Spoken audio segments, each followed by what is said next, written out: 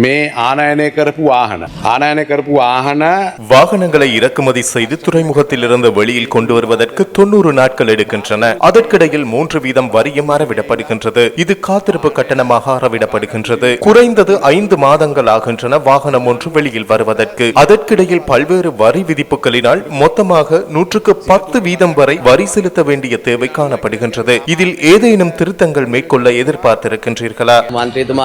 சர்வதேச நாணய இருப்பு நாட்டிலிருந்து அதிக அளவில் வெளியேறுகின்றது. ஆகையினாலேயே இந்த வரி விதிப்பு மேற்கொள்ளப்படுகின்றது. நீங்கள் குறிப்பிட்டது போன்று 40 தினங்கள் வரையிலான தாமதம் அங்கு ஏற்படுவதில்லை. அதிக அளவிலான வாகனங்கள் இறக்குமதி செய்யப்படும் சந்தர்ப்பங்களில் மாத்திரமே 2 வாரங்களுக்கு அதிகமான நாட்கள் தேவைப்படுகின்றன. வரி விதிப்பு தொடர்பில் குறை கூறுவதில் அர்த்தமில்லை. நாட்டிற்கு சர்வதேச நாணய கையிருப்பு, அதாவது டாலர் கையிருப்பு அவசியமல்லவா?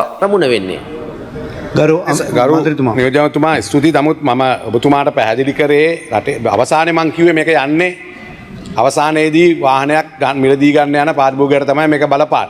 நான் இங்கு தெரிவிக்க விரும்புவது என்னவென்றால், வாகனம் ஒன்றை இறுதியில் பயன்படுத்த போவது சாதாரண ஒருவராவார். அவருக்கே இந்த அனைத்து பிரச்சனைகளும் சென்றடைகின்றன. வாடிக்கையாளரை அதிக விலை கொடுத்து வாங்க வேண்டிய நிலை காணப்படுகின்றது. இலங்கையில் தேவைக்கு அதிகமான வாகனங்கள் இறக்குமதி செய்யப்பட்ட சந்தர்ப்பமும் காணப்படுகின்றது. ஆகையினால் மாற்று வழியின் மூலம் வாடிக்கையாளர்களுக்கான நிதி சுமையினை குறைக்க முடியுமா? அம்பாந்தோட்டை துறைமுகத்தில் 1000க்கும் மேற்பட்ட வாகனங்கள் நிறுத்தி வைக்கப்பட்டுள்ளன.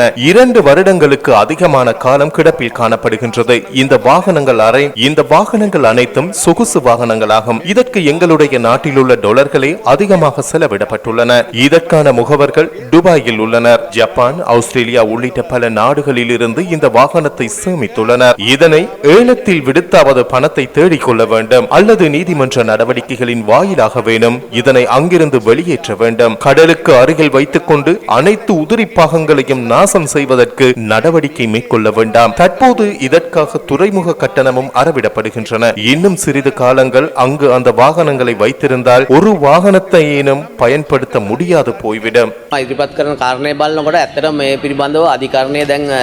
இது தொடர்பில் நீதிமன்றில் வழக்கு தாக்கல் செய்யப்பட்டுள்ளன.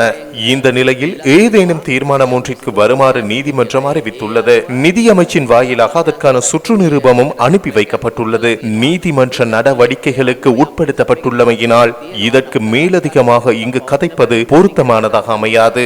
මං හිතන්නේ අපි ක්‍රමවේදය ගැන කතා කරන එක සුසු නෑ කියලා තමයි මං හිතන්නේ.